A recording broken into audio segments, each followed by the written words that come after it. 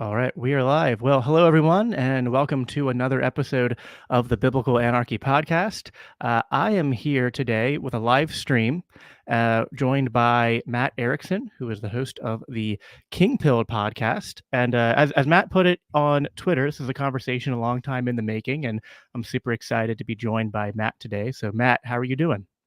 I'm doing great, man. It's an honor. We've talked to each other digitally many times, but this is the first time we're talking to each other in this particular digital fashion, and I'm Yes. I'm I'm honored to be here.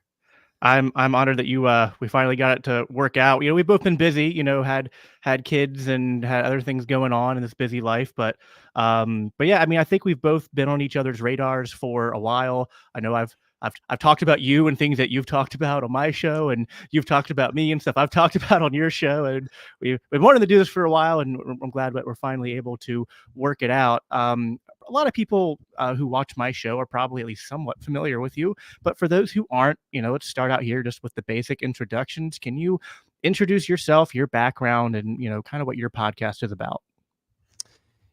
Yeah.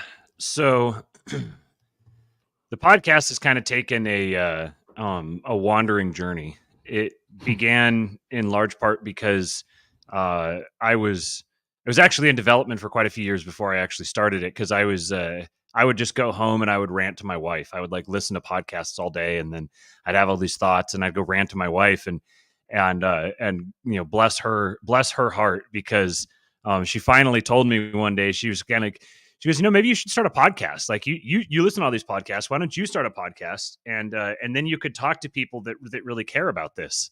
And I was like, okay, I pick up what you're laying down.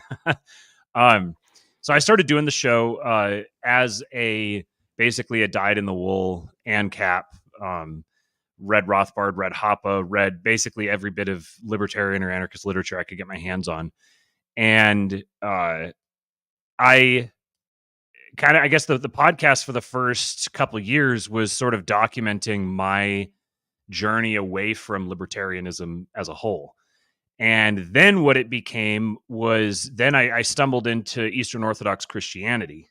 And I grew up Seventh-day Adventist Christian, very new, relatively new Protestant sect. Yep. And very devout. I went to an evangelism school. I did door-to-door mission work, kind of like a Mormon or like a Jehovah's Witness. Yep. These are all traditions that all came up at the same time. Yeah, restorationist movement. Yeah. Yep. So I was kind of just distant from the church for most of my 20s. Though I always would have considered myself a Christian. I would have readily argued for any Christian position, but I don't know, I was just kind of detached. I felt like I knew inevitably I was going to come back around to the church, but I just didn't know when and how. And that's kind of the direction the podcast wound up going. The more that I studied political history, the more I realized I was studying religious history. And so the podcast has always been kind of a sort of loosely just me trying to work out ideas in real time. I think by talking. So it's great to just have a place where I can just sit here and talk for as long as I want. And I'm not just talking into a void. There's actually people who will talk back at me and reflect back what I'm saying, which helps me kind of refine and optimize the ideas. So kind of rebooted the podcast here recently, and we've been it's got a bit of a different flavor than it used to, but it's kind of cultural commentary, politics, religion, philosophy, all packaged into one. Awesome. Yeah, and I listen to your show probably semi-regular whenever it's live. When I'm driving, I tune in, and yeah, really, you guys talk about a lot of different things. I know I was recently commenting probably like a month ago on one of your episodes where you guys were talking about like health and different things you were doing on that front, and you guys will talk about religion and other things as well. And so yeah, I highly recommend it. It's funny you're talking about that, the having the ability to bounce ideas off and work things out in real time. I had a similar experience with my original podcast, the Daniel 3 podcast. Kind of what that was. It was like I have things that I want to talk about and work out.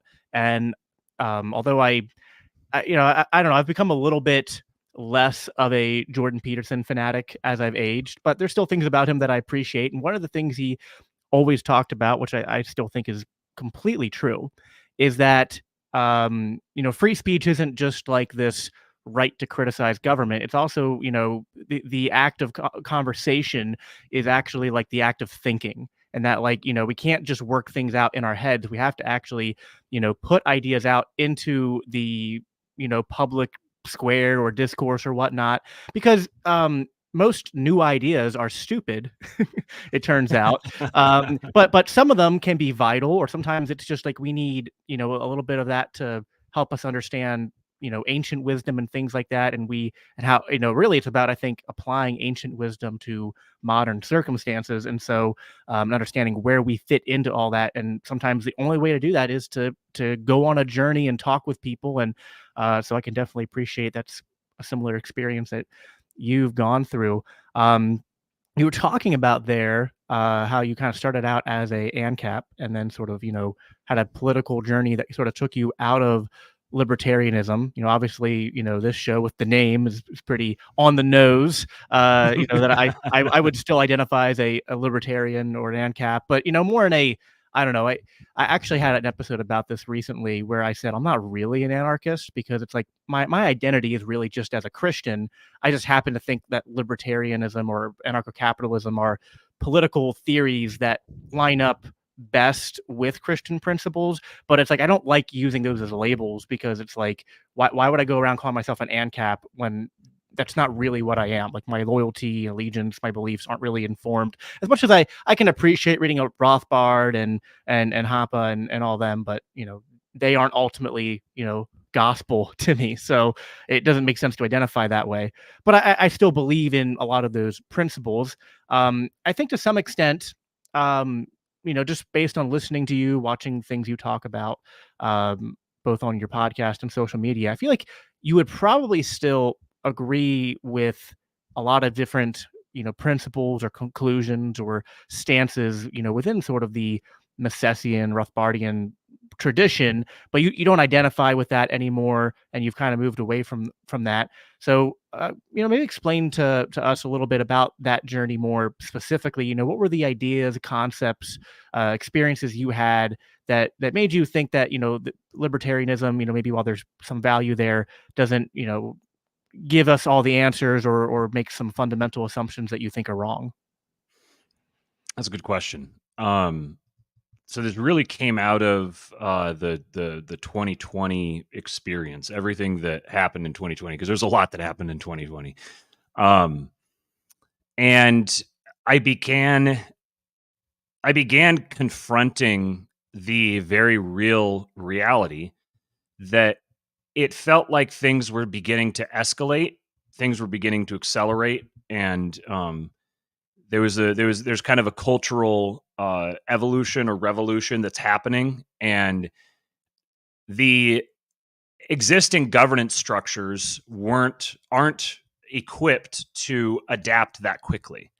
That eventually we're going to see this kind of slow motion collapse happening. It's going to be slow motion at first, and then it's going to happen suddenly, because we're in a transition stage in world history in governance models.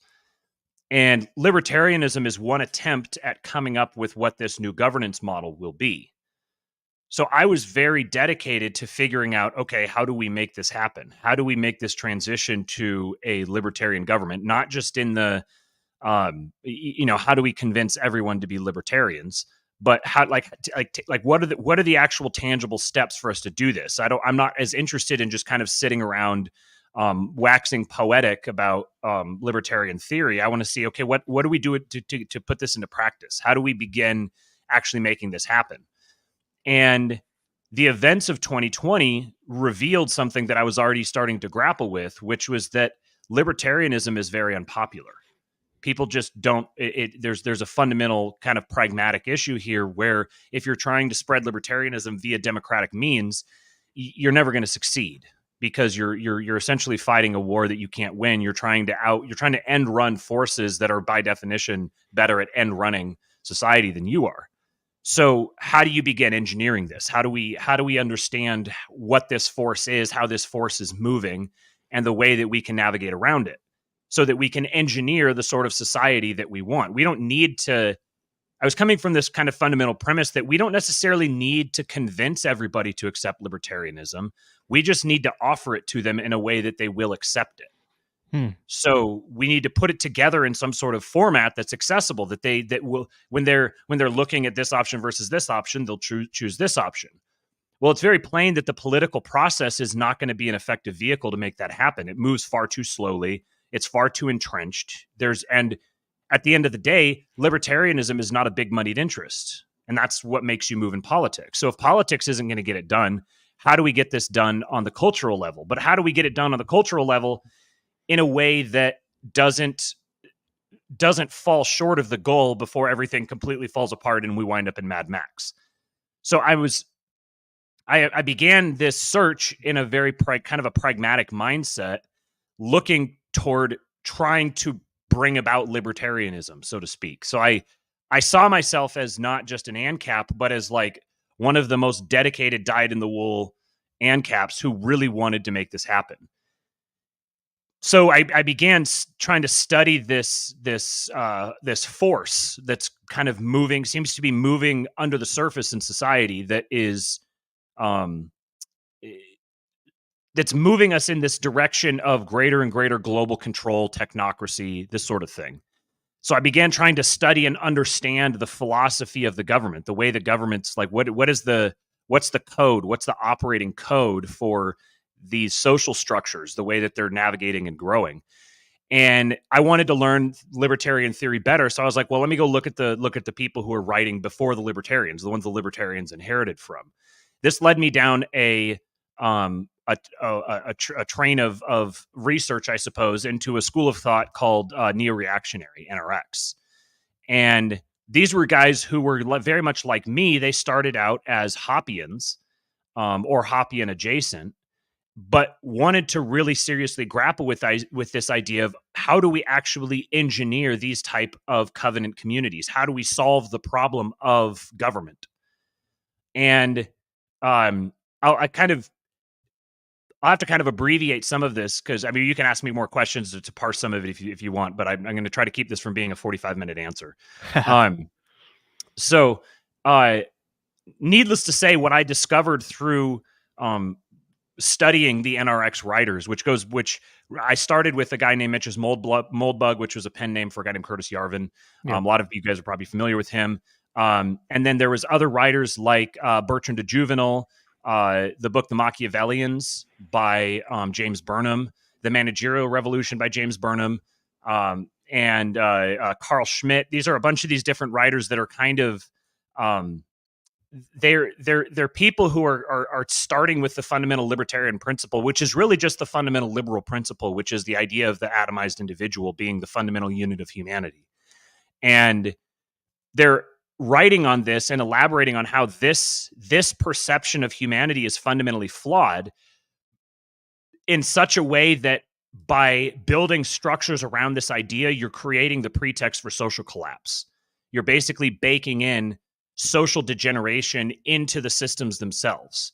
The liberal principles of government that libertarians are trying to purify, that they're trying to apply the most pure application of, they're actually the principles that are making the state more powerful, that are causing the state to expand and grow and exert influence over a broader and broader sphere. So I'm having this thought going on one hand, where I'm trying to evaluate the mechanics of government to figure out how we can engineer the ideal or just a more optimal libertarian form of government.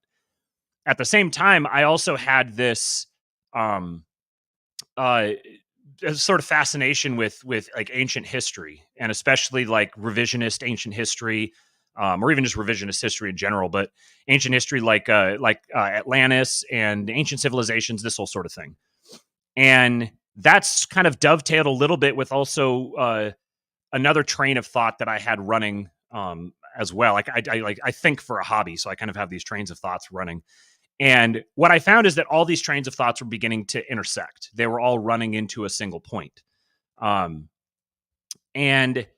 that point was that I was seeing, number one, this force that moves through history that's kind of ever degrading things.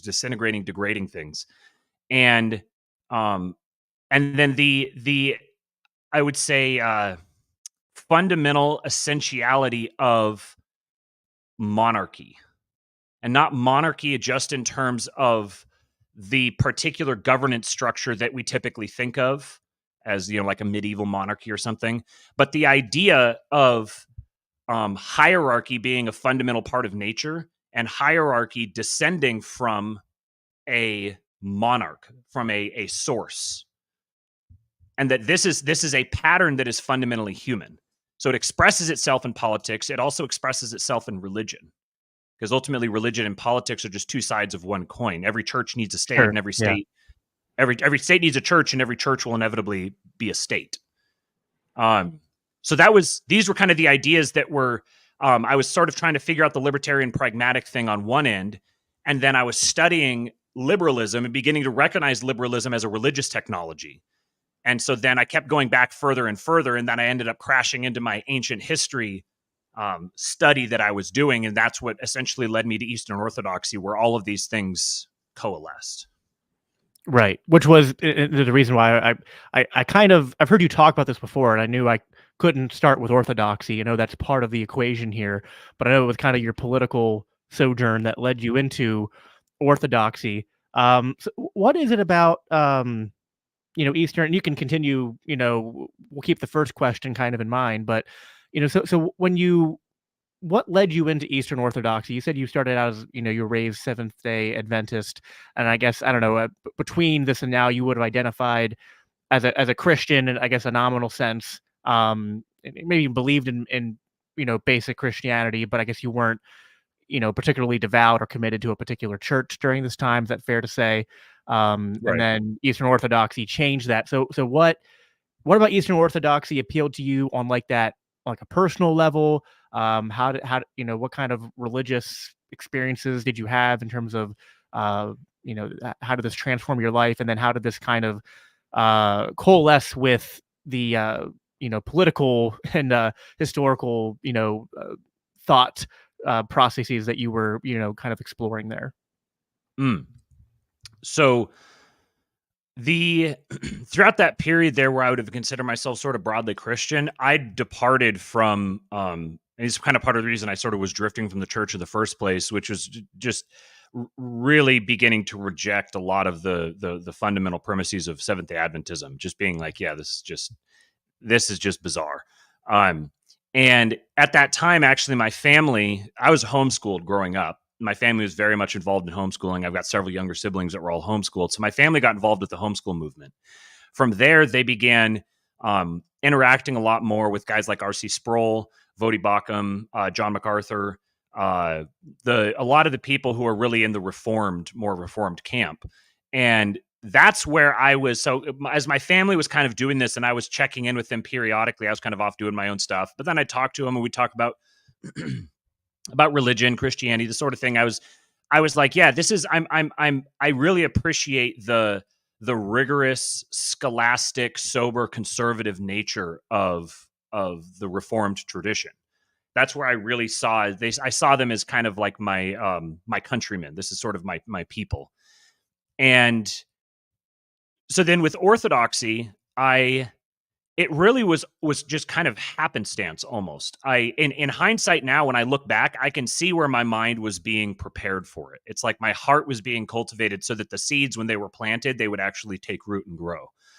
It was kind of from some funny sources. So I was getting very interested in mysticism, mystical reality. I was following a lot of guys who were like Buddhist thinkers, talking about like Krishnamurti and a lot of this sort of monistic view. And it wasn't that I had a thing for the monism necessarily, as much as I just had a fascination with the mystical realities of life and wanted to study them and understand them better. I was also really interested in a lot of things with like quantum mechanics and advanced math and differential functions, and like I don't understand them. I'm not like sharp enough to be able to actually understand these things. I just explore them and see what sort of interesting aha moments I get out of them. And I was realizing that at the root of science, I saw myself as like I'm very scientifically minded. I wanted to study and research this stuff from a scientific perspective. And the deeper that I dug into quote unquote science or quote unquote history, the further I dug, the more that I encountered religion. I was excavating religious principles out of history and out of science. Like at the root of science, if you listen to a theoretical physicist talk, they're almost indistinguishable from a religious philosopher. There's no ground there. They're not standing on anything. No, you're right. I mean, it kind of reminds me of that. What's that? I don't know if it's a quote or just kind of like a saying where people say like magic science looks like magic to people who are like less advanced or something. Mm-hmm. And I'm like, okay, so I don't know. I think there's something to that where it's like because people say there's no, I don't know, like everything can be explained naturalistically, scientifically, and you have this naturalist, materialist, atheistic, sort of meme that I think people in my age group, your age group, we kind of grew up kind of seeing that being popularized. But yeah, like the more you look into it, you're like, oh no, you're religious too. You just base your religion in nothing.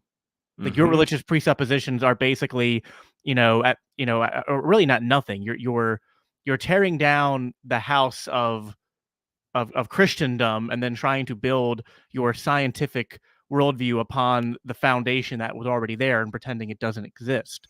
But yeah, like Yes. I mean, when you trace scientific principles down to their bottom, it's like they're just based on all sorts of assumptions and presuppositions that if you keep asking, they run out of answers. And and Yes. and Yes. and and actually, and then the more advanced into science you go, the more you're like, is this science or is this just magic? Like at some point, like when you get into like, I mean, whether it's quantum physics or getting down to like the nitty gritty, in terms of like really advanced like biochemistry and stuff, like understanding how the human body works and stuff like that. Mm-hmm. Um, it's, I mean, it's too much to get into in the the time we have here, but it certainly reinforces the kind of things you're talking about. That it's not a, um, there it's not just like I think some people think the Christian worldview is that like we have the physical world and then like there's the spiritual world and they're like separate and maybe they touch once in a while,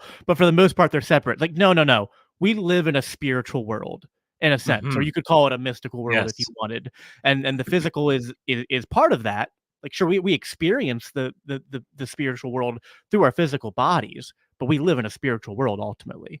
Is Mm-hmm. how I would Yeah. describe it. There's one reality, and we Right. experience that reality both physically or materially and spiritually or mystically.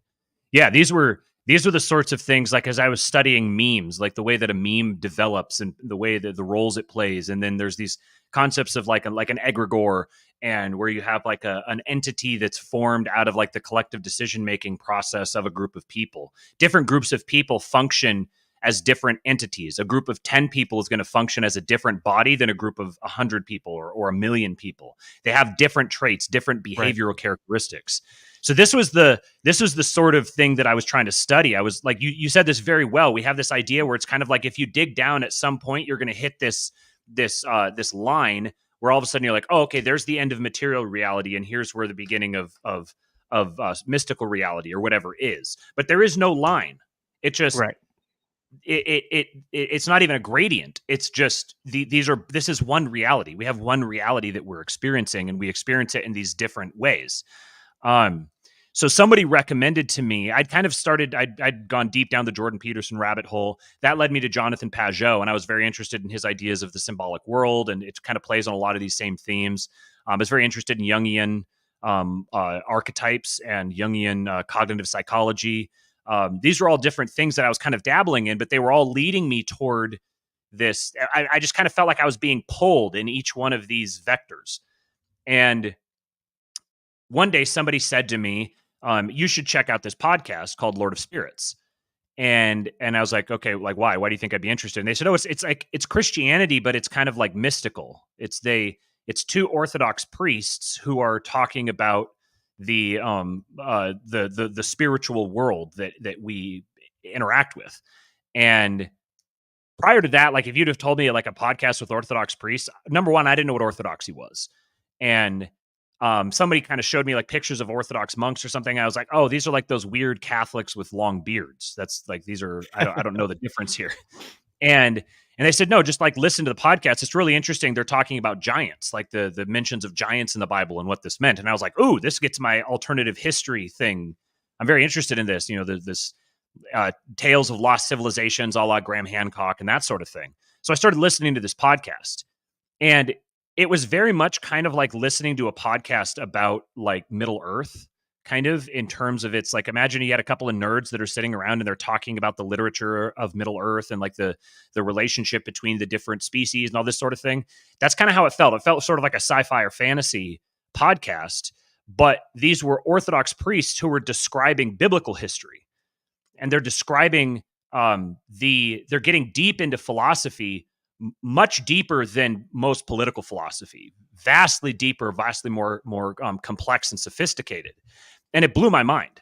I didn't know that this level of philosophical sophistication existed anywhere within Christianity. I'd never encountered it, and I'd done a lot of reading and studying, and I'd been exposed to a lot of little subcultures of Christianity, and it just broke my compass. I didn't know what to do with it. It was presenting a completely different picture of reality than anything that I'd grown up with or encountered, but every single little piece began to fit together.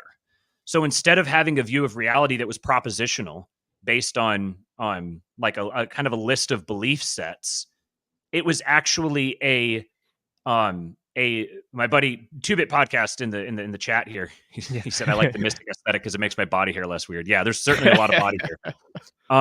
He likes to say the ritual and the reality are one. We are we are defined by our rituals, by the things we participate in ritually. You can think of this on a really weird autistic level, like you get up and you brush your teeth. When you brush your teeth, that's a ritual. The way you get out of bed is a ritual. The way you put on your clothes is a ritual. The way you eat is a ritual. The way you walk is a ritual. Every single one of these is ritualized. Every single practice that you have is ritualized. And the thing about that is that you're following this pattern. This pattern isn't real, but this pattern instantiates itself when you embody it. You're the one who makes it real by embodying the pattern. Right. Well, this is what atheists do with morality, I think. Exactly what you're describing. And they think, oh, well, no, we're just doing it with our logical faculties. We just, like the secular humanists think that it's just common sense, right? Like these things are wrong. Like, no, you're acting out these religious archetypes, and they are very embedded in us. I mean, that's even a biblical idea, right? But you're acting like they're just embedded in us because of biology, not because of some deeper spiritual metaphysical truth. I remember Jordan Peterson having a debate with Matt Dillahunty about this. Was the entire debate, and they were like talking past each other because Peterson, although he's not entirely in the Christian world, he's like right on that edge, and he's like talking in that kind of language, and Dillahunty's just like completely acting out the meme of the ignorant atheist at that point who can't see anything but he's convinced that everything that he sees through his eyeballs is all that is the entirety of reality. So they're talking past each other. But yeah, it's like we act out these archetypes, not just in and that's true for morality. It's true for many different aspects of our lives. A lot of what we do is not consciously thought out. It's we're acting out. I mean, these are things that like people like Jordan Peterson, psychologists, have noted. They're like, oh, we don't have free will. We're just doing things. Like, yeah, we are kind of just doing things, but it's not exactly deterministic. It's that we're acting out patterns that oftentimes are very ancient and more than just physical in nature. Right. Yeah. And the question becomes, maybe, is that pattern that you're acting out, are you acting out the pattern, or is the pattern acting out you? Right. Yeah. Yeah. Yeah. And it's yes. Yes. These things are simultaneously true. Right. This is what it means then for the church to be the body of Christ. Right. Yes. The church is the body of Christ, literally. It's the means by which Christ acts within the world. Yet at the same time, Christ is also a human being. Christ has a human body. So right. The church is the body of Christ, and Christ is the body of Christ. And the way that the church acts like the body of Christ is acting like the body of Christ. Yeah. So there was a number of things going through podcast that were just, as I was listening to this from a, like, I didn't start listening to this podcast thinking I was going to get converted to Eastern Orthodoxy. I started listening to the podcast thinking like I'm going to learn some interesting stuff about giants in the Bible. And then they start talking about like the ancient Christian understanding of what a body was, like what body even meant. What was God's body? What is what was the Old Testament sacrificial system? What did that mean? What was the purpose of that? It wasn't arbitrary. There was very intentional meaning. And a lot of that meaning gets lost if you strip it out of its cultural context. If you understand the way that pagan rituals happened around there and what those pagan rituals meant and what it meant to participate in one of those pagan rituals, it gives a whole new meaning to what it meant to participate in the given rituals from God in the Torah. And so it just, everything essentially was, previously I'd been fully persuaded of, I don't know, like the validity of Christianity from a propositional perspective, as in like there's this whole list of beliefs, and I think these beliefs and I buy into these beliefs and I try to apply these beliefs in the things that I do. But then apart from that, this belief thing is sort of this Christian thing is sort of something that's bolted on to the rest of my life. There's kind of like this base secular reality that then we take this belief and we incorporate it into this base existing secular reality. But those things are not separate. You can't, there is no base secular reality. All history is Christian history. The church was founded in one form by Christ in AD 33, but this wasn't the inception of a new body. It was the continuation of an existing body. And that body had particular traits, and those traits were identified with the rituals that the people participated in. Yep. This was what really implanted orthodoxy for me, was that the rituals themselves matter. They're not just something bolted onto your life. They're a fundamental substrate of your life. Right. Well, this reminds me of, we were talking about this at a men's retreat I was on recently, and how a lot of Protestants, and we were talking about this as Protestants, saying we're guilty of this.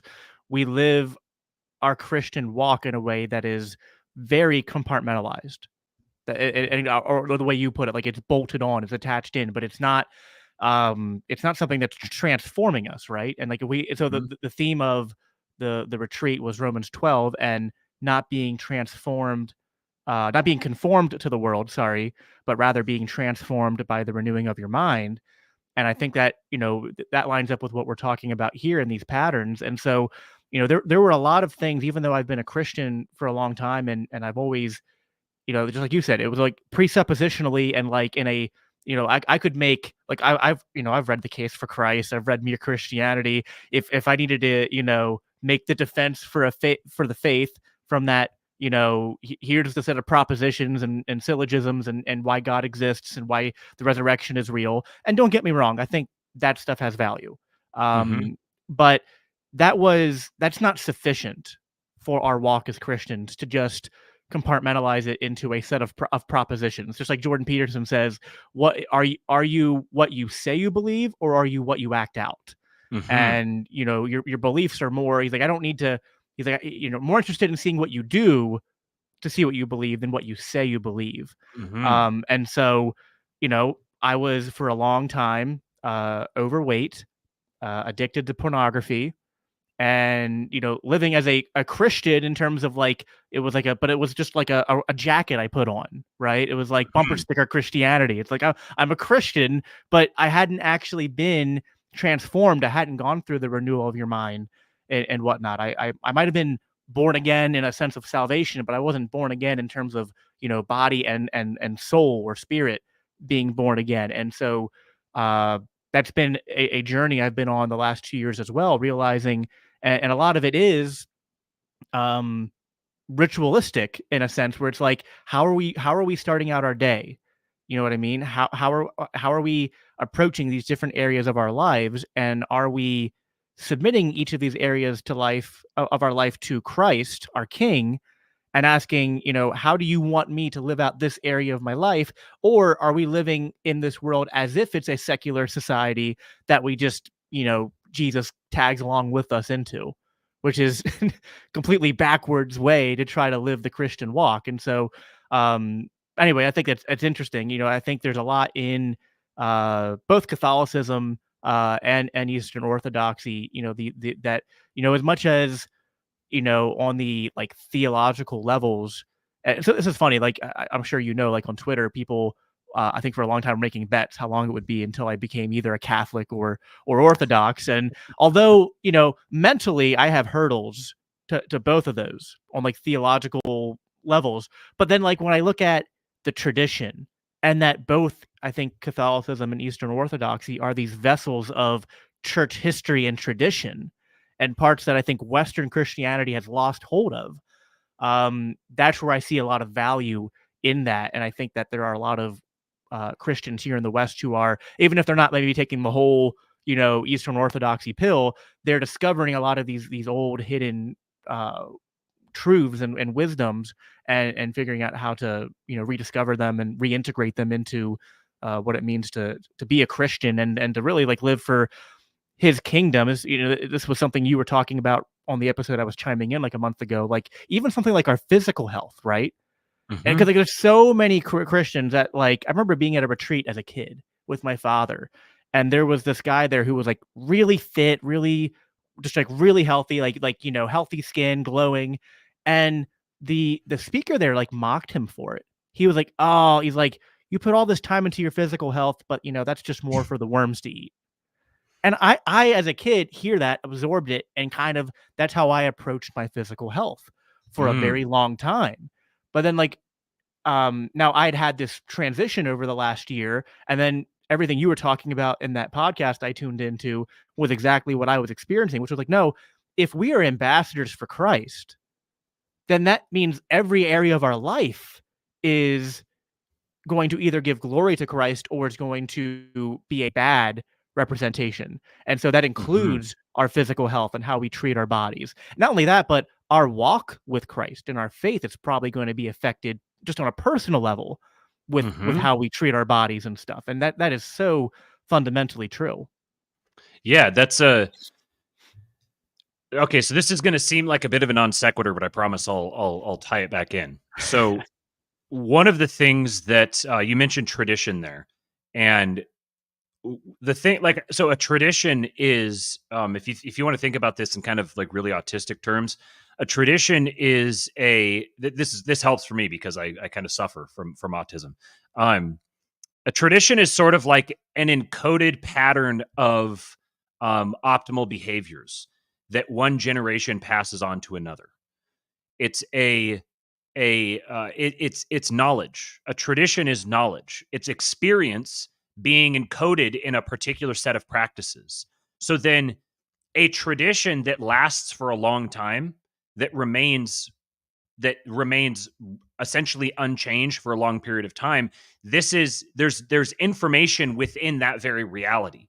For a tradition to last for a long time, it must necessarily be very, very close to reality. It must be an encoded pattern of behaviors that correspond directly to like the essence of reality, because that's the only way that it's going to persist for that long. The spirit, this is where the political thing came in. As I was studying liberalism and the way that liberalism functions, it is, or the way that liberalism acts, it is essentially a function for eroding tradition. It's like a bug that, when inserted into a system, perpetually undermines and degrades traditions. It eats traditions and turns them into consolidated political power. And you can see this in the pattern of how every liberal society ever has turned out. It starts with a ostensibly Christian nation that is built around the premises of the church and the home and the family. And then all of these traditions, like church and home and family, get steadily undermined and degraded and broken down through the atomization of people, through the destruction of human relationships, by setting one group of humans against another group of humans. You start with setting this group against this group, and then within this group, you set this group against this group, and then within this group, you set this group against this group, and it's a bug, like a virus, that then burns its way all the way through a society until it has Yep. completely degraded and atomized everyone. Yeah. The fundamental unit of society is not the individual, it's the family. And the family is patterned on our relationship to God. Right. So you have the father, who is the head of the family, and then you have the mother. So within those two, you have God created man, and then God gave him his helpful adversary, his constructive, like his black mirror, sort of his constructive opponent. And within them, that forms an image of humanity, but that's not a static image. It's a productive image, because fundamentally God is creative, and being made as icons of God means we are creative when we are acting as icons of God. So the fundamental unit of the family then is the father, the mother, and the child together, and that forms a little trinity. This is the foundational unit of society. But liberalism is it's like a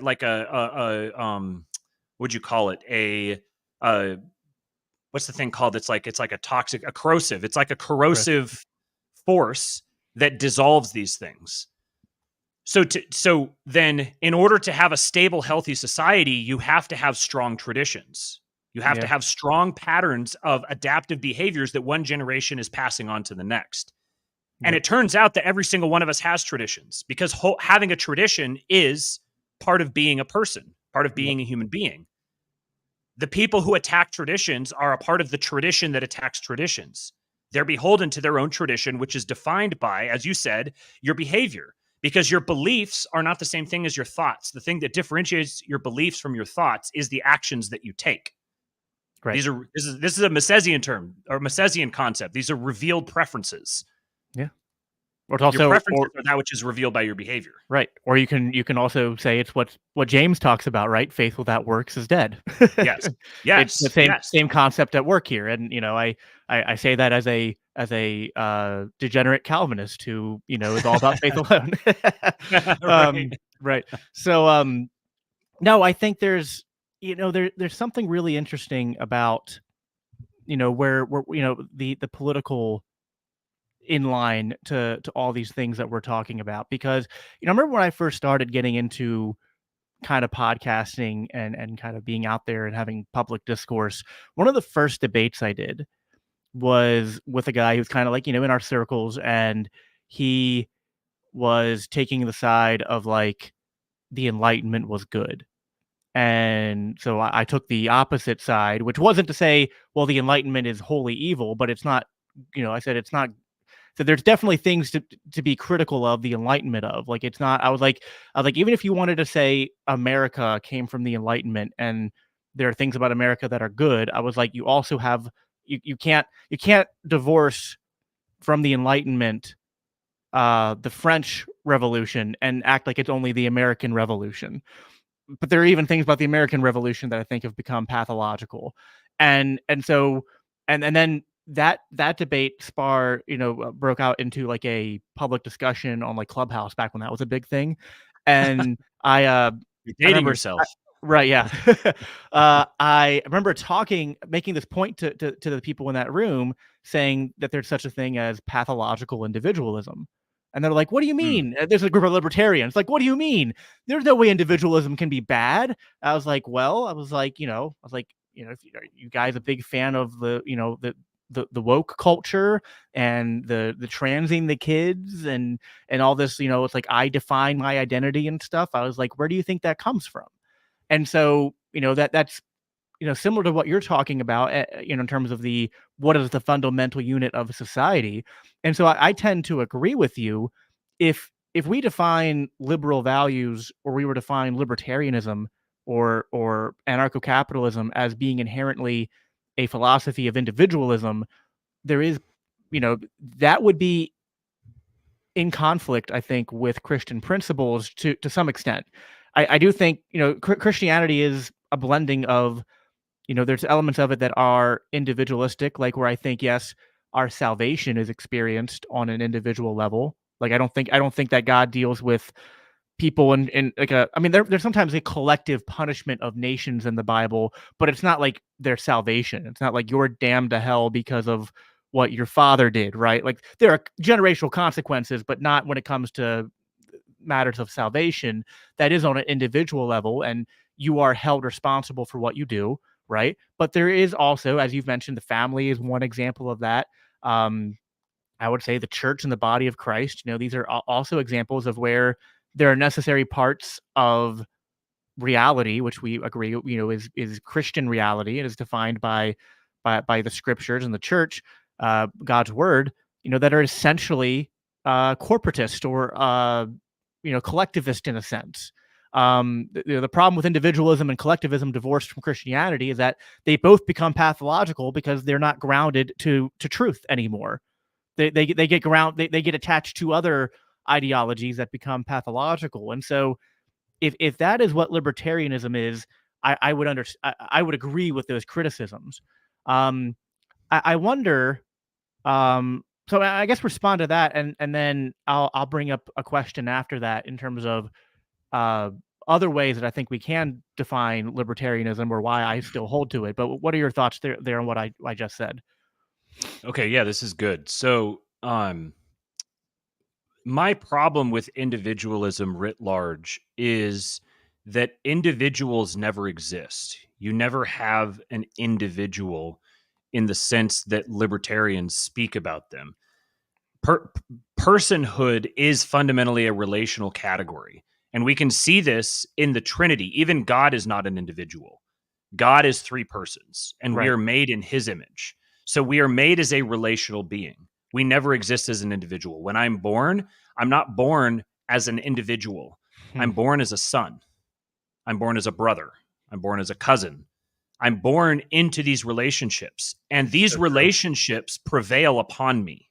I'm subject to these relationships. Right. These relationships bring with them obligations and duties that I am subject to. I'm Right. never free of these Well, and if relationships. and not to cut you off, but like if anyone disagrees with that, it's like they've never been married, they've never had kids. Because like Right. the way you Right. talk to your wife is not the same way you talk to your children. Is not the same way you talk to a friend or a coworker. Like you're in a sense acting out a different persona in each one of those different relationships.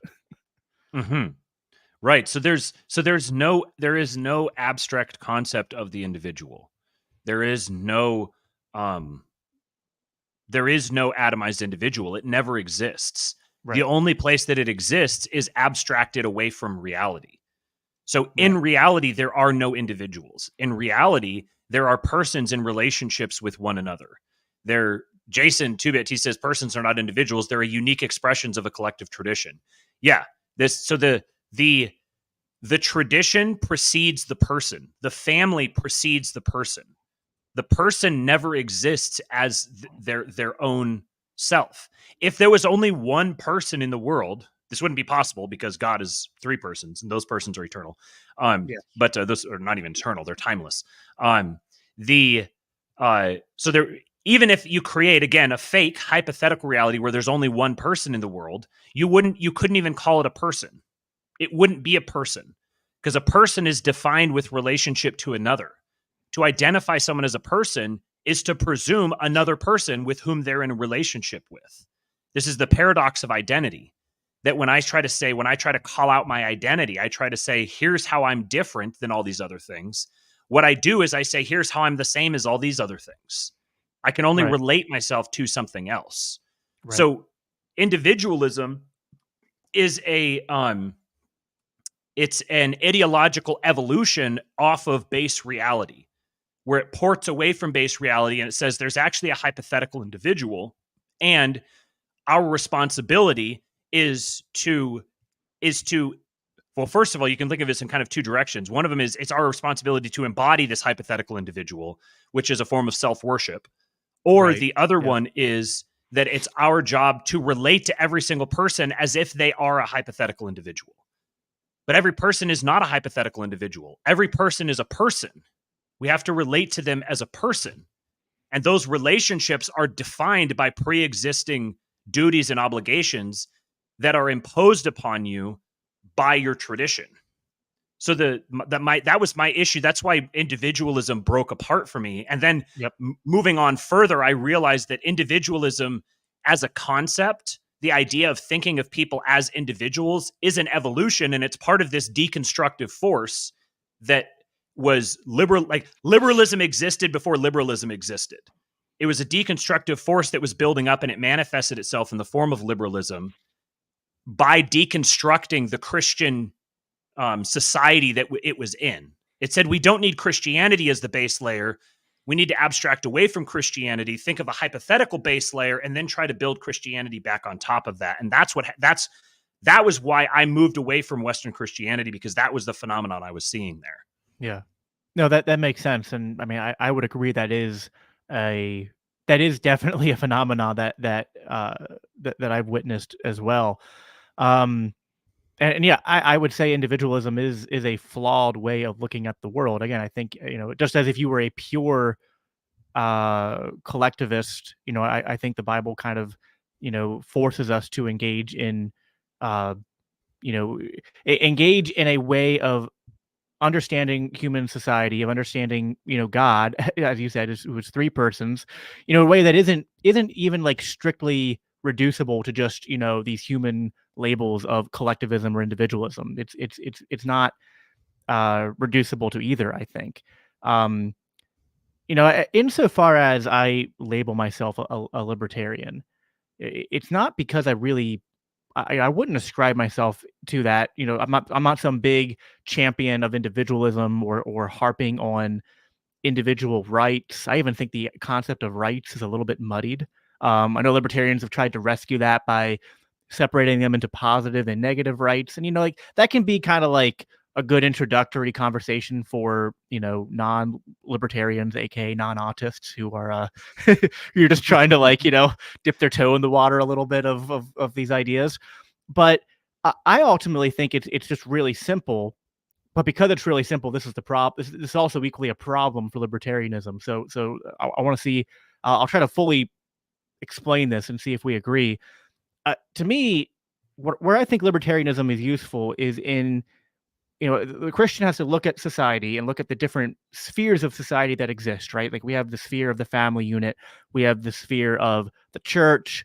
You could say that, although I don't really like the idea of public education, we could say that like, there might be a sphere of like some kind of like, like the community, or, people, doing things like education or doing, other things. So there's like the sphere of the community, I guess. And you could label a lot of different ones. I do think, and I think the Bible speaks to this, there is a sphere of civil governance, right? Because there are going to be people who commit acts of aggression. And so we as Christians have to have answers to, well, what is the role of those acting in the sphere of civil governance, and what are their limitations? And like, to what end should they be acting? And what is their relationship to these other spheres? And that has to be well defined. So this is why, one of the things I liked in the Reformed tradition, which I don't know if you ever, came upon the Dutch reformers and, Kuyperianism, and so the ideas of sphere sovereignty, comprehensive kingdom. I discovered that and found that was all incredibly helpful. Although I do think to some extent they are reinventing the wheel of again, ideas that are, that existed before them.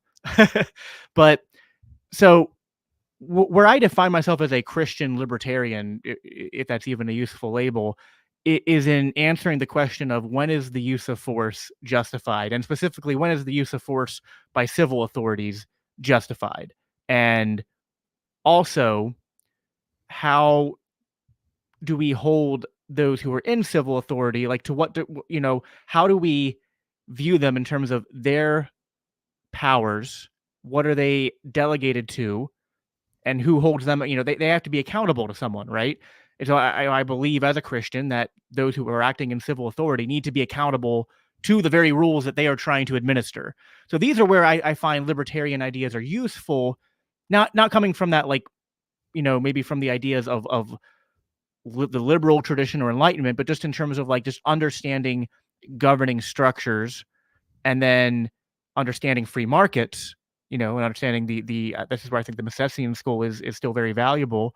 And and infusing that understanding into what the scriptures teach, and then coming to the, I come to the conclusion that we need systems of governance that uh, basically end up looking very much like, what I would describe like Hoppian covenant communities, right? And I think uh, you can describe that as anarcho-capitalism. You could, I know our mutual friend Andrew Pierce, who used to go by Popular Liberty. He describes it as privatized monarchy. And I was like, okay, cool. Yeah, that's the the cool way to describe it, but it's kind of the same thing. So I find that's kind of like what I like to talk about. I like to speak to Christians and ask them to ask these critical questions about those who are in government, those who are trying to manipulate Christians into supporting things like wars, especially like sending billions of dollars to support like nations like Israel in the wars that they're engaging in and things like that. And I find that that is an important thing for the Christian to think about. Like, we can't be divorced from the sphere of civil governance or politics. But so this is then the flip side of this. The problem is you need that Christian element, I think, for libertarianism to have any value. Because libertarianism in and of, so like you hear a lot of libertarians say this, well, it's just a thin philosophy. And yes, it is a it's like an anorexic philosophy. It is, philosophy might even be too strong a word. It is very narrow in its scope. And the problem is a lot of libertarians, the secular types, they are trying to expand it beyond that narrow utility into an entire worldview, which is, I think, kind of what you're talking about there. Like, liberalism and the Enlightenment is sort of like trying to take these ideas of maybe being critical of governing structures and analyzing the utility or the right use of force or things like that, and then trying to derive from that more than what you ought to, or divorcing those intellectual exercises from the ethos that they're rightfully nestled in, which I would say is the Christian worldview, which is the only legitimate worldview. And so that is where libertarianism goes wrong, is I think when you try to make it more than what it is.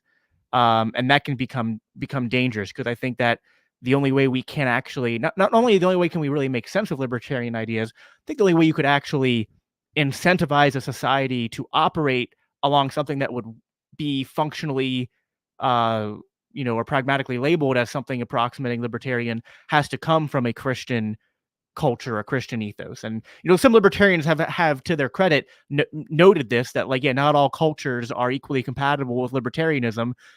They just need to take that to its logical conclusion. Like, well, then what are the cultures that are compatible? And I think the only ones that would be are Christian ones. So anyway, so that's, hopefully that made sense, kind of like that little arc I went on there. What do you think about that? Like, where would you agree and where would you disagree? I've got a lot of thoughts on this. So this is something I've spent a very long time thinking about.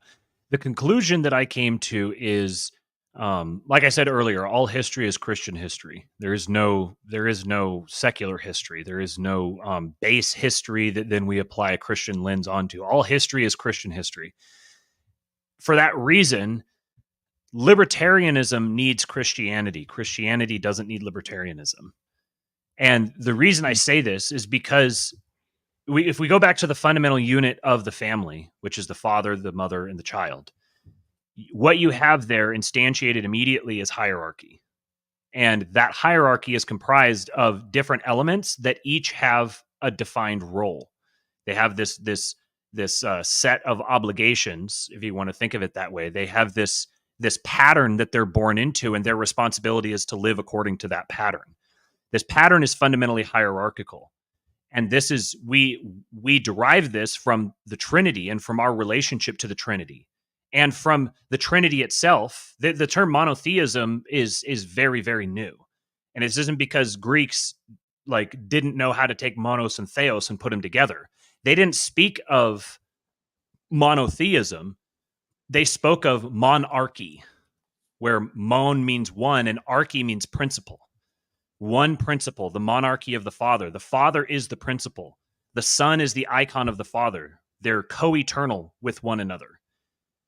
We then are created as icons of God. So the Son is an icon of the Father. We are icons of God. Our job is to image, or to icon as a verb. Our job is to icon God according to the role that we find ourselves in. So when I'm born as a son. My Right. responsibility then is to embody the role of a son, the role that has been given, the role that has been preserved in Christian tradition for the role of the son. As I grow, as I develop, as I get smarter, as I learn more, become more experienced, I'll be given more. I'll be given more talents, like the parable of the talents. The Yep. more talents that I'm given, the larger pattern that I'm stepping into, and that pattern corresponds to responsibilities. So my roles are pre-designated for me by the pattern that I'm stepping into Yep. actively in real time. So then if you are given talents, your responsibility is to use those talents. The family is the fundamental unit of society. As the family grows, you get more children. The children have siblings. There, if you think of this as just like if you had a tribe that dissolved, like all that was left was one family that escaped, and they went out into the wilderness, and they're going to start a civilization over again. How are they going to do this? It's going to start where you have the father, and the father is the one that everyone defers to. The father says, "This is where we're going. This is what we're doing." He's the one who has the most responsibility and the most power because of that.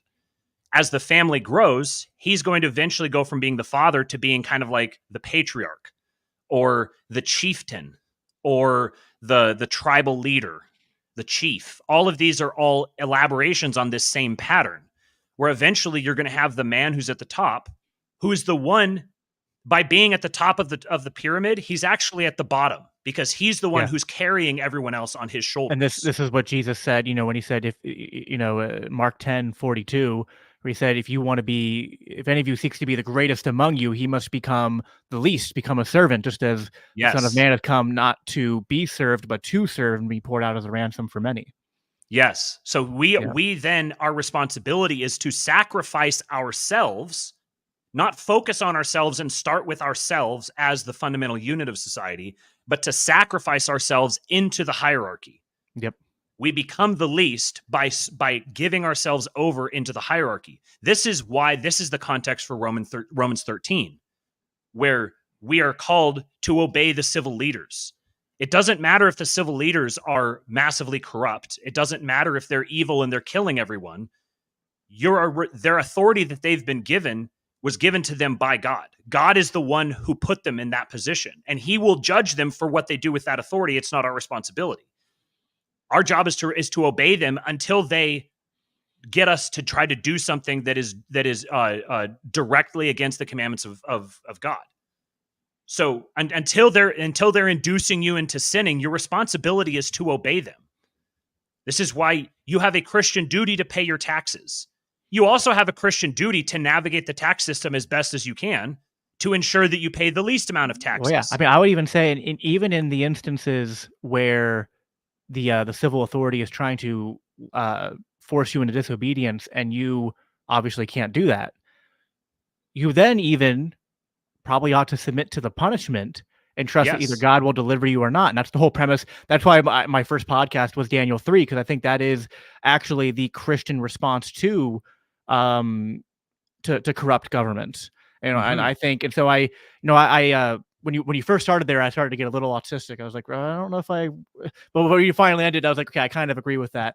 But yeah, I mean, because it's tough, because I think, yes, that is our response in terms of what we do. I don't think we're to be uh like revolutionaries, or actually, I think if anything, this is repeated like in the first or second Peter chapter 2. I think it's First Peter chapter 2, where he says the way that we deal with persecution is to do good to them, and then in that context, he says honor to the emperor, and he says we do all this to make evil men look foolish, right? And Mm-hmm. that is how God ultimately acts through us to overcome evil, is by us doing good unto them, and thus, and then Mm-hmm. we preserve our character. We preserve the character of God by being above reproach, right? But that doesn't Mm-hmm. mean that we can't also be critical and be mindful of the ways in which people might be abusing their power, might be acting corruptly. But I would agree with you that ultimately it's not in our it's not our role to then try to take out vengeance against unjust rulers, or at least that wouldn't be what I would say is normative.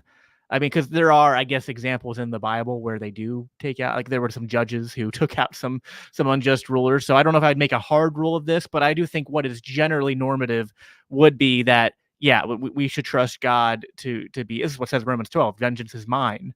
So we should generally, I think, operate as that being our first assumption. Think about King David. King David, who is the archetype for the king, he's the man after God's own heart in the Old Testament. He was given the opportunity to slay Saul, and he And he said didn't. no. Yeah. No, Yeah. he said he is God's anointed. It doesn't matter how bad of a king he is. He's God's anointed. Your responsibility. You can think of it kind of this way. I think this analogy I think works well with the autism in libertarian circles. It worked well on me. So if you think of hierarchy as like there's nodes on this hierarchy, and each one of us we have a place in this hierarchy. We are a node on the hierarchy. If one of the nodes goes offline, this would be the kind of the parallel to someone stepping out of their prescribed role. This is someone abusing their authority or neglecting their authority, which is a form of abuse. If somebody is out of their place in the hierarchy, then you, as your node, removing yourself from your proper place and going to try to fill their role or fix them. That's going to create a cascading problem. Exactly. Yeah. So that person, there's someone who's in the hierarchy above them. That's their responsibility. Right. It's not my responsibility to solve the problem of a broken hierarchy above me. It's the people above on the hierarchy who are above the problem. It's their responsibility to fix it. If they don't, God will judge them for it. Now, this also, is where there is a means by which I can elevate myself within the hierarchy by taking on more responsibility to myself. Yep. Then I might be elevated to where then I can fix that problem. No, the other thing that this is now going at full speed into a topic that is fundamental to liberalism and Enlightenment values that I think you and I would both be critical of, which is the idea of the separation of church and state, which I think is it sounds good on paper to people. It's like, well, yeah, we don't want the church running the state, and we think about look at all the European wars that happened because of all these warring religious factions, and yeah, that is that's true. That did happen, although I would say to a large extent it wasn't solely religious reasons why they were warring. I think sometimes that's just the clothing that was going on, the political motivations behind struggles over power and land more so than anything else.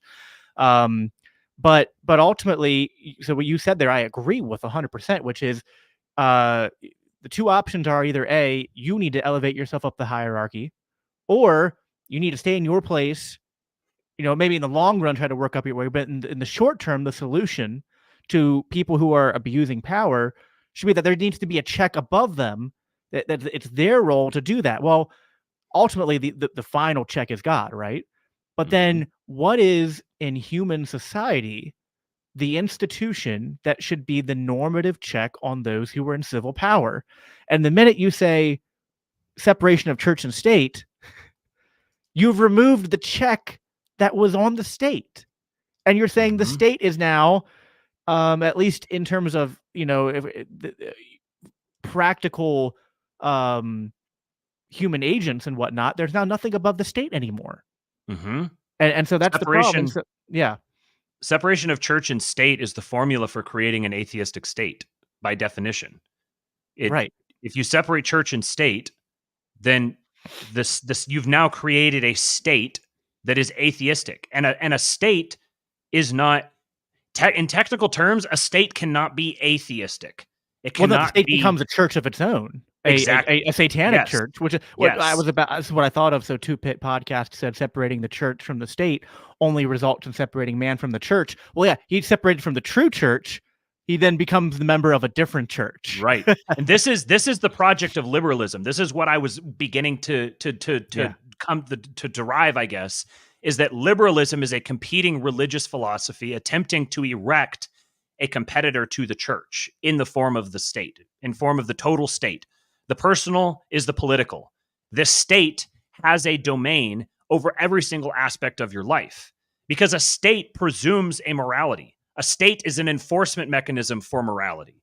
You can't have the church and the state be separate from one another.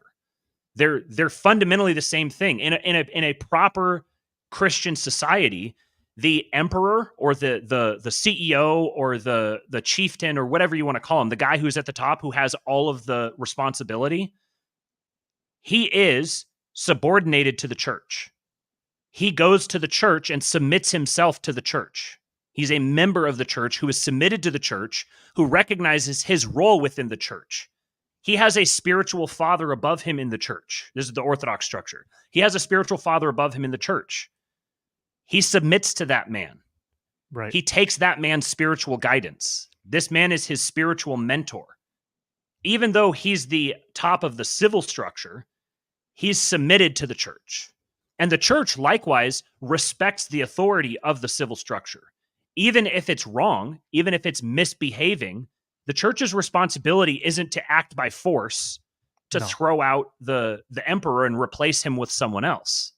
The emperor's responsibility is to rule well. If he doesn't rule well, God will judge him. And sometimes that judgment will come in the form of an angry person assassinating him or dying of a heart attack or making some bad decision. Or a Catholic priest refusing to give you mass. Yeah, right. Right. Yeah, right. Who that happened to? Was that Pelosi? I think that happened to. Yeah, that was great. Yeah. That is an example of what we're missing. Like, that is what Protestantism is. Like, Protestantism, in a functional sense, has so little, or practically functionally zero, impact on culture. So this is one of the things that I'm struggling with, because even though, again, in a practical theological sense, if I'm just like talking about propositions, I'm still on the Protestant side, but it is harder from that Protestant level, something that me and Andrew talked about a lot. It's harder from this Protestant level to really have an impact on culture and society, including being a check of some sort on governing structures in terms of civil governance. It's just not built that way because it's so deintegrated. It's like it's not a sphere that, and as much as I like the ideas of the Dutch Calvinists and the idea of sphere sovereignty, I like the ideas of, in Protestantism, there's this idea of like there's a two kingdoms view, and then there's the comprehensive kingdom view. And the two kingdoms view is like, well, you have dual citizenship. You're a citizen of the kingdom of heaven, but then you're also a citizen of like your nation state. And I'm like, I don't like that. That sounds too much like serving two masters, which Jesus said, no bueno. So don't like that. Whereas the comprehensive kingdom view is summed up by, I like this view, about this statement by Abraham Kuyper, who says, there isn't one corner of creation that that Jesus Christ doesn't look at and loudly proclaim mine. And I think, well, that's the role of the church, right? We are the body of Christ. So I think, and I agree with you, like not by force, but through just that hierarchical authority and influence on communities and society, then more broadly building up from that, the church needs to be the voice of truth. That is, sort of the center of all these different spheres and impacting them and guiding them along the path of truth and the path of wisdom. And the church, under liberalism, has removed itself from that role, and everything we see around us is the reaping of the consequences of what liberalism sowed. So let me think of how to approach this. So there's a sense, I'll give my perspective here. You're sort of grappling with this. How do we relate these concepts? And this is the way that I see them relating. I think that Protestantism is, broadly speaking, I mean, it's almost becoming a term that's difficult to use because it encompasses so many different things, right? Yeah. And every single one of them all rejects all the other ones. Says, no, you aren't part of it.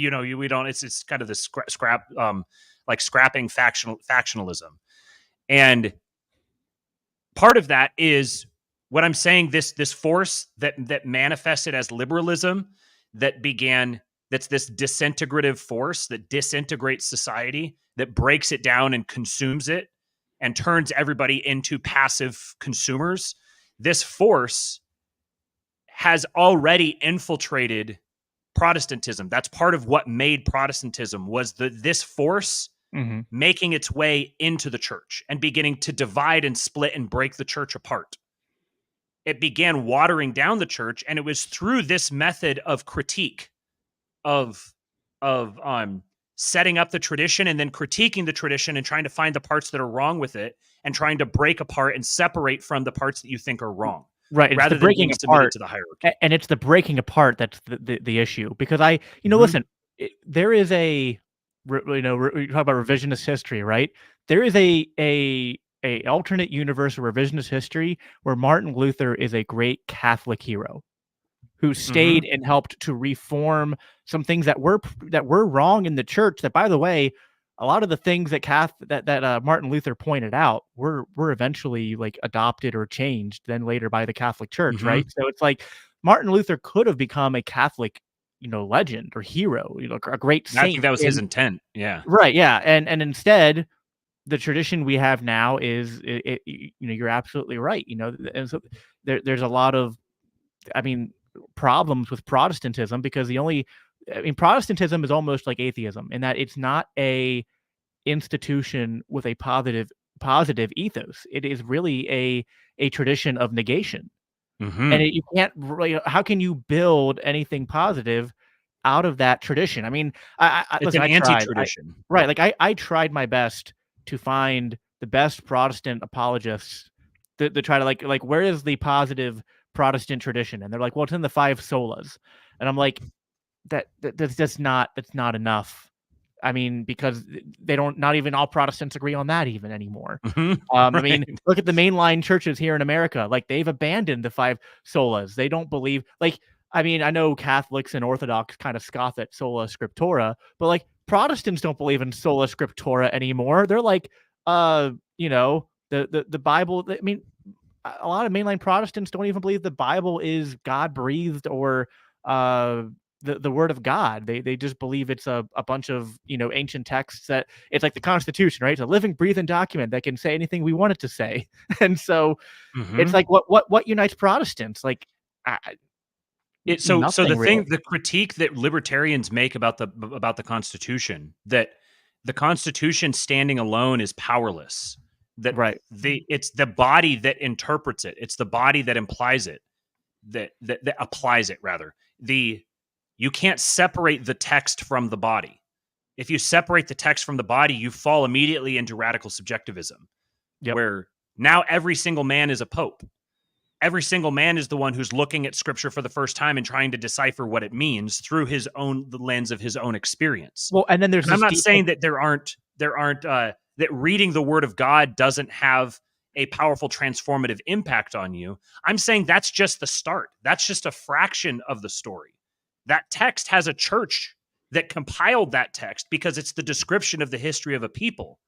It's the description of a history of people who encountered God, and they explained what they encountered in God, what he told them, what he commanded them to do, and how he interacted with the world. And they put this together into a text so they could say, if you want to know these things, here's where you can look. But we have this body of people as well where you can be a part of this tradition. You can partake in this tradition with us, with all of the benefits that come with that. Yeah. I mean, I think that's why I ultimately end up in the Reformed camp, because, well, there's like two reasons. One, geographically speaking, there is just not there's no Eastern Orthodox churches around me that are feasible to even check out if I was interested in checking it out. And all Mm-hmm. the Catholic churches around me are infiltrated by woke progressives. Mm-hmm. And so the church I'm a part of is Reformed, and I find that within Protestantism, the Reformed churches, at least the ones that I associate with, tend to be the ones who have the deepest appreciation for church tradition within Protestantism. That they actually Mm-hmm. seek to rescue, kind of like that Jordan Peterson language, like rescue your father from the the dragon and the underworld and things like that. And so the Reformed people, I think, traditions and stuff have, they do. Like I remember, something that started me in my appreciation for Eastern Orthodoxy and Catholicism was a Reformed pastor saying this, like, we have to speak against those in Protestantism who have this like prejudice towards Catholics and Eastern Orthodox, because for thousands of years, to be a Christian meant that you were one of those two. And so, like, if we're going to act like Christianity just didn't exist until the 1600s or the 1700s or the 1800s, or if you're some Baptists, like, it didn't exist until my church in southern, Kentucky in 2005, when, it's like, if you're going to do that, like, man, you are just on such shaky ground, and you're basically saying Christianity hasn't existed for, again, anywhere from 1500 to 2000 years until, this one sect got it right, and that is a incredibly damaging problem. And so, I mean, it's especially because it's not just that it's wrong, it's that it's so damaging to the yeah. By believing that, you're damaging yourself to the people that believe that, because what you're doing is you're depriving yourself of the history of Christianity. Well, and then you're which also, again, all history is Christian history. Right. And then you're damaging yourself, and then you are also doing harm to the gospel, because I mean, to some extent, it's like, you know what? I almost understand why we have this atheist problem. Like, I almost don't even sometimes I'm even like, when I talk to atheists, it's like, man, like, I guess, like, I do kind of hold you accountable for rejecting God, but I don't know, part of me is almost sympathetic to them, because I'm like, you were not brought up around real Christianity. Like, you didn't, it's like, how much of atheism is people who haven't really rejected Christianity? They've just rejected the abomination of the American church that claims to be Christianity and isn't. You know what I mean? And so, right.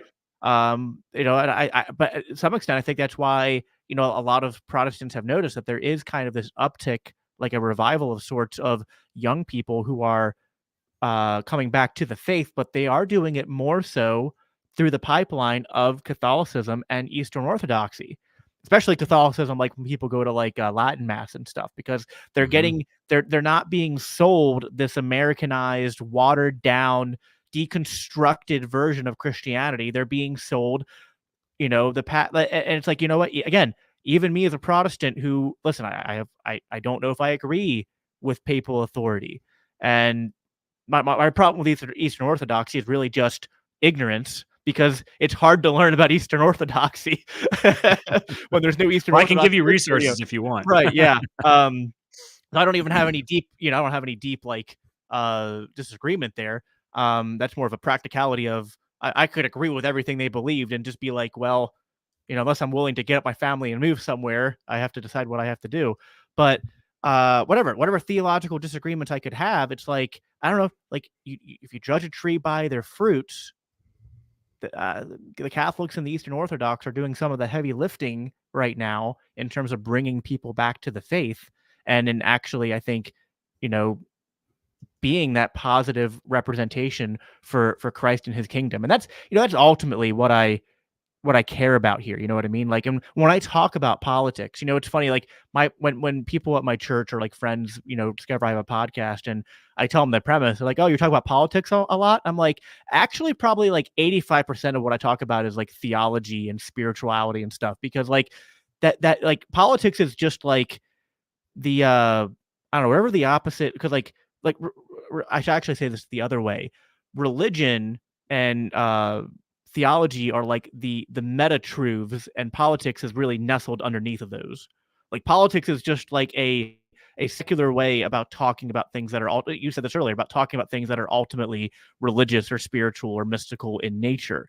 And so like I've seen you've been critical talking about the Christian support for Zionism and and things like that. There's a big problem of dispensationalism and the American church. And so I mean, I have 2 podcasts out so far in just the past month alone where I'm just reading the scripture and showing where dispensationalists are wrong and where Zionism is wrong on biblical grounds. And it's like, I guess this was a political podcast. It's like, well, it is, because our theology and our spiritual beliefs, they impact what, further down the line, what the political views are, right? If we don't have these things right, then everything else is going to be wrong. We have to have that firm foundation. That's important for our political views, and it's important for the thing that matters the most, which is being ambassadors for Christ and his kingdom. And that's ultimately what I think that we're called to live for. Everything we do, how the way in which we serve our wives, the way in which we serve our families as the head of the household, the way in which we engage in our communities, what we do at the workplace, everything we do is a to the people around us, is a representation of Christ to that person, a representation of this tradition spanning back thousands of years, and not even just back to. I like to. Losing my voice a bit here. I like what you said earlier, that this isn't even just traced back to Christ. Like, this is a tradition that goes back just even not really pre-Christ in terms of the incarnation, but Christ, the Word was with God in the beginning, right? So there really is nothing pre-Christ, but in the messianic sense, this goes back all the way to Abraham and before that to the garden and all that. Like, this is, we are the inheritors of the promises of Abraham through Christ.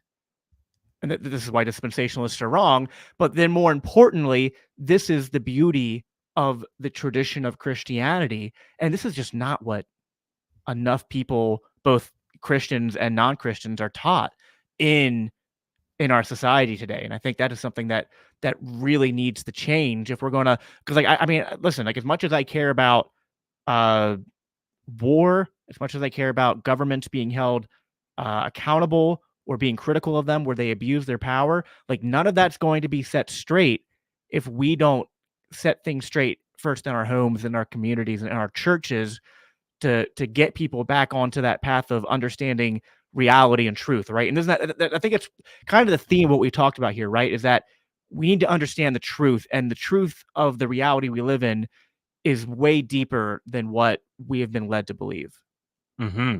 Ultimately, at the end of the day, I hate that phrase. I don't know why I said that. Ultimately, religion is not doctrine. Religion is practice. Religion is ritual. The word religion, religio, is the Latin term religio, is like the thing that binds. It's like the thing that binds the society together, the thing that the common thread that everybody shares, that unites them. Human beings are fundamentally relational and personal.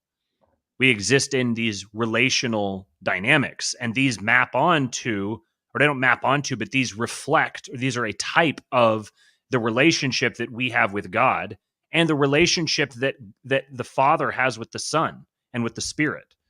It's relationships all the way down. So what defines Christianity is not the propositions that you mentally assent to. Yep. What defines Christianity is the practices that you have, that you embody, the way that you act in your life, your behaviors, and your consistent behaviors, your consistent repeated behaviors. These are what define who you are. An example of this was the Passover. At the story of the Passover, everyone knows, you had the people were called out of Egypt. God called his people out of Egypt. And they the sign of who constituted Israel at that point was the people who painted the blood on their doorposts. And it wasn't just Israelites who painted. It wasn't like we sort of think of this as you have like the Egyptians that we see on hieroglyphics and stuff, that they have like their like super straight black hair, and they're like loincloths sort of, and they're shirtless, and like we think of them. Then we think of the Israelites as being kind of like, like Moses in the Ten Commandments movie. They're the people like long beards and hair, and they got the long swooshing cloaks and stuff. And we think of these as two like distinct groups of people, and God just came and took all of his Israelites and pulled them out of Egypt. But that's not how it worked. If you actually read the text, anyone who painted with the blood on the doorpost was protected wow. from the angel of death.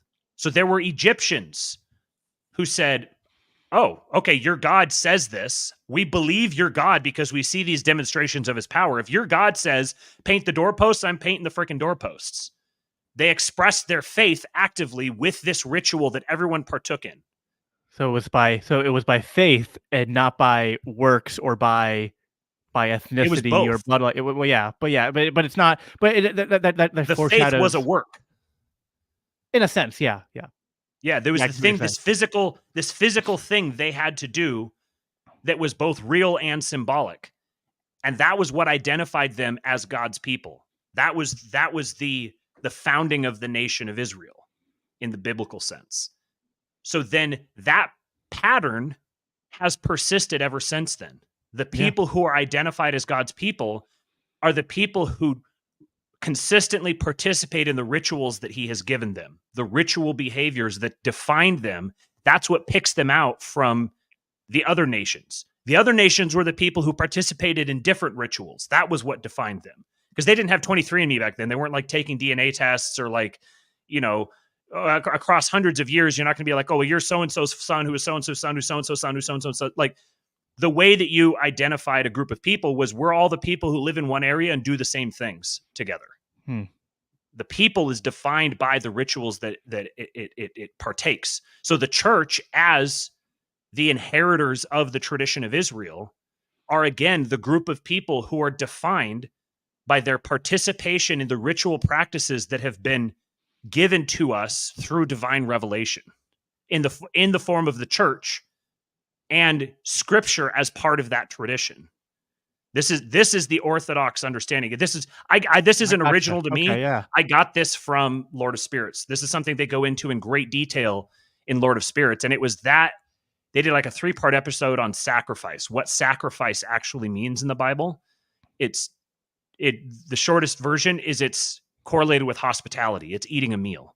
Sacrifice means eating a meal with your God. Yeah, And crucifixion is when God offers himself as the meal that you're eating. So now you're not just eating a meal with your God. The meal that you're eating with your God is his body. Yeah.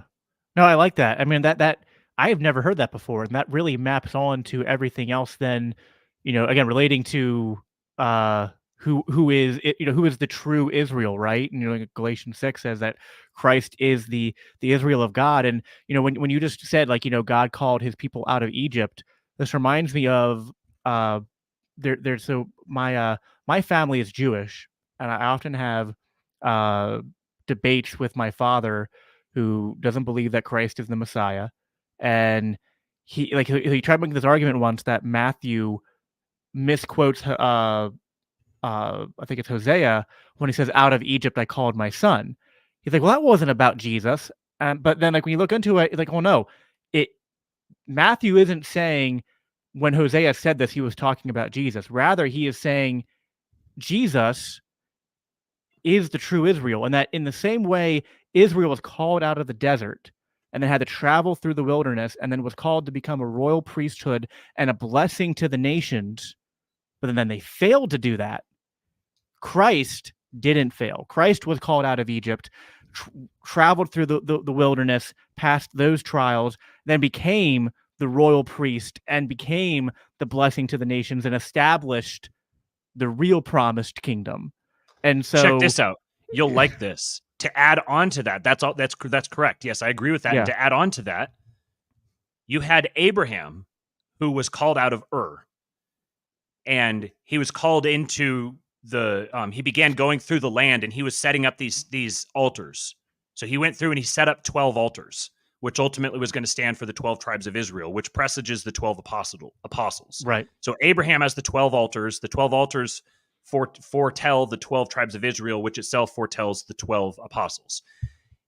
In the midst of this, Abraham goes to town, essentially, because he's out in the wilderness and he goes into town. He goes to Egypt, which is like the big metropolis.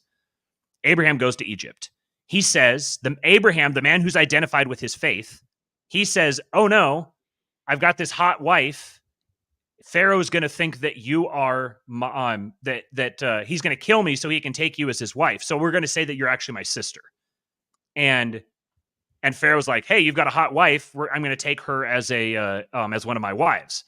And Abraham's kind of like, oh well. I Abram at the time. He's like, well, Yeah.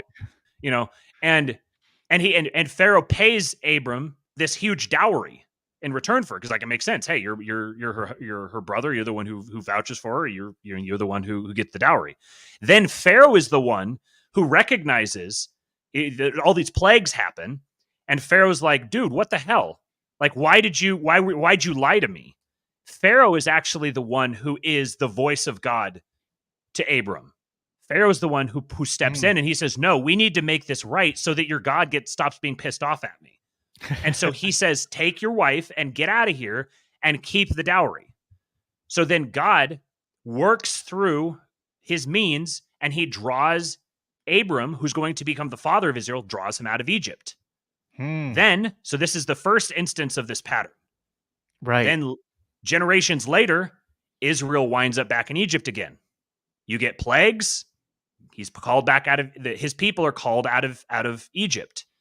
In this sense, Israel is the body of Christ, and it's also Christ's people. It's the same thing at the same time. Right. Christ is born. He has to escape. Where does he go? He goes to Egypt, and then he comes back out of Egypt again. So you get this same pattern happens 3 times.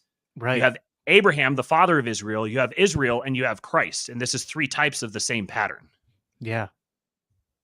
Yeah, that's really cool. And I just, yeah, I don't see how people can read this stuff and not just be blown away. I mean, they're just, we could go another hour and a half on just nerding out on all the different patterns and just kind of going into a theological fest here. Maybe that's what we'll do next time you come on, but we are coming here to a close. This has been a lot of fun. I feel like, there's a lot of people, I guess, like in the circles I run in, who I think give like you and like, I guess, like people who are, I don't know, loosely in your camp. I don't know if you really have a camp. Everyone likes to call you guys the post-libertarians and act like you all believe the same thing, which has always always made me a little bit, irksome. Because I think that even where I disagree with you guys, I think you guys have valid criticisms, things that people should consider, even if they don't wholesale agree. And you all have different perspectives, but you just as an individual, again, I feel like there's a lot that we agree on to some extent. We're coming from different traditions, and so we will put slightly different framings on it. But I think we're working out the same problems and trying to figure out how to urge people, and especially Christians, to find a way to solve the problems that are facing society, and really that are facing these are problems for the church to solve. I think that's something that you and I would ultimately agree on, that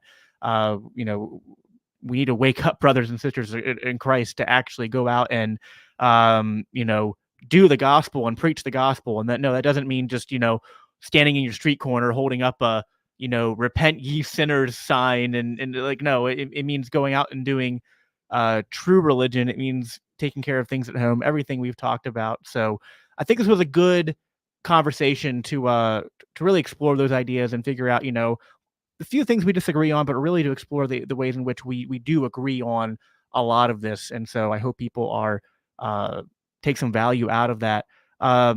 Before we get out of here, Matt, I wanted to give you any closing thoughts, any closing statements you want to make in terms of just, everything we've talked about, as well as like, a chance to plug your podcast and plug anything else you think people should recommend reading or looking into if they kind of are interested in the things that we talked about and they want to like dive into.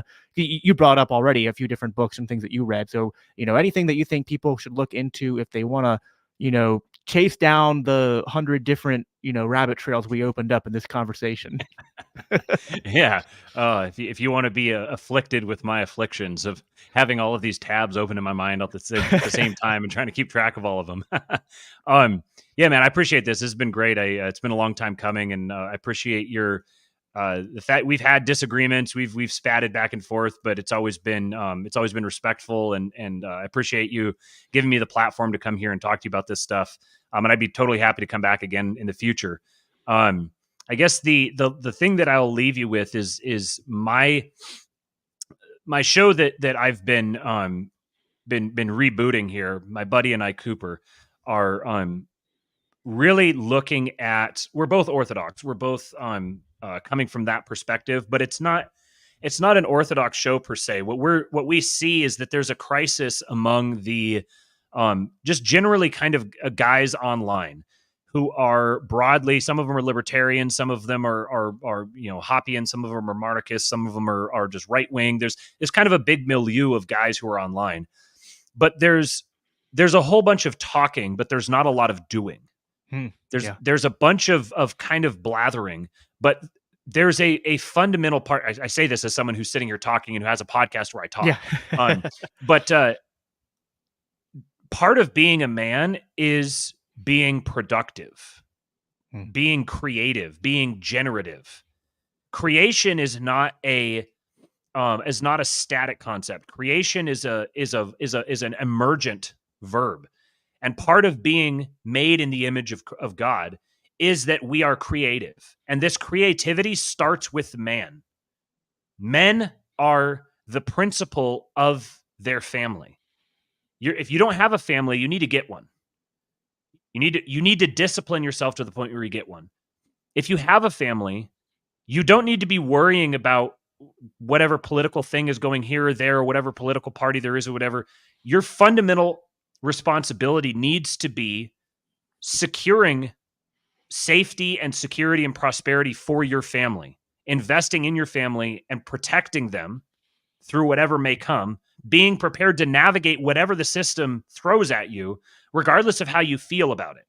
You need to first be able to act in this world, to instantiate yourself with power and influence and generate value for other people such that it insulates you from whatever turbulence we may encounter. If you've done that, if you're at that point, then you can proceed to the next level, which again needs to be fundamentally creative, not a critique. Critique is limited in efficacy. Your entire praxis can't be critique. It can't be peanut gallery stuff. You need to be investing yourself in bettering your own skills, bettering your own health, bettering your own family. Make more babies. If you already have some, make more. Jacob, my man here, is making babies. He's living this out. Having children as a man is the most important thing you can do. It's the fundamental praxis for a man is having children, because that's the fundamental procreative capacity. This is what will make you feel like a man.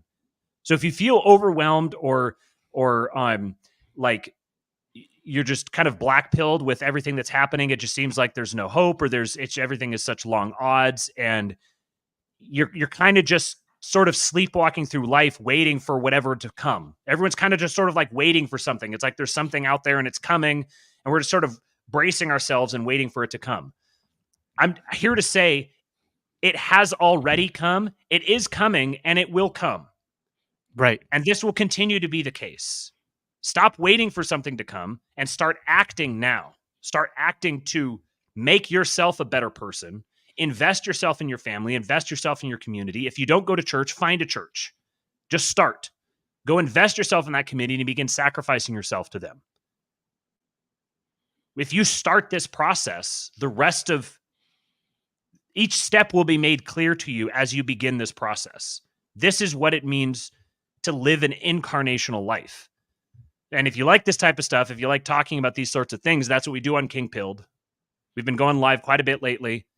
We've got some really interesting stuff coming. We haven't settled completely into a schedule yet, but right now we've got so much stuff to talk about that we're going as live as often as we can. We just do long live streams like this, talk about all sorts of things. And we'd love to have you. So Kingpilled on YouTube and Real Kingpilled on Twitter and on Instagram. And then for some reading material, some stuff, if you want to go start reading, on the political side of things, I would say read James Burnham's The Machiavellians, read Mencius Moldbug, basically as much of it as you can.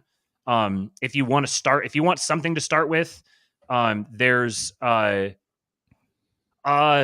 Dawkins Got Pwned is honestly a really good one, very relevant to now.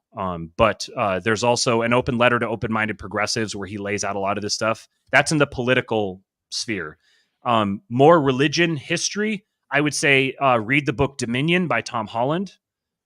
This is where he will make the case to you very comprehensively that the society that you live in right now is Christian. This is a term that or a point Moldbug makes as well in his blog, that modern mainstream Western society is an evolution of Protestant Christianity.